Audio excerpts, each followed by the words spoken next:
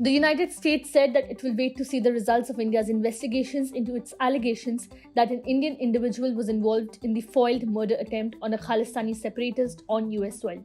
While the US has not named the separatist, it is believed to be Gurpatwant Singh Pannu. Matthew Miller, spokesperson for the United States Department of State, on Tuesday said his country was taking very seriously the matter concerning allegations of the involvement of an Indian official in a plot to assassinate Khalistani terrorist Gurpatwant Singh Pannu on American soil.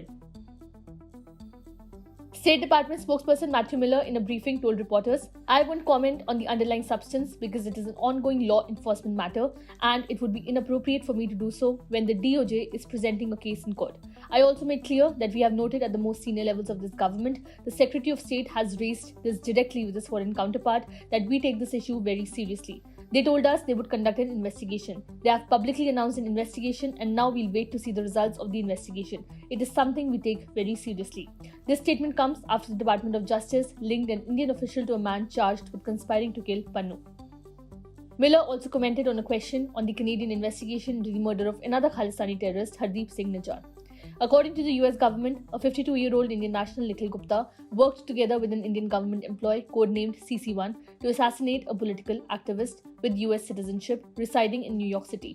The Justice Department said that CC1 is an Indian government agency employee who has described himself as a senior field officer with responsibilities in security management and intelligence. He had previously served in the Central Reserve Police Force, it said. US Secretary of State Antony Blinken appreciated India's announcement to launch a probe into the matter, stating, "The government announced today that it was conducting an investigation and that's good and appropriate and we look forward to seeing the result."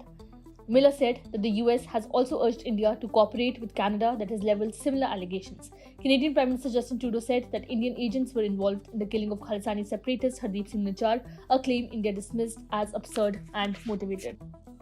Subscribe to One India channel and never miss an update.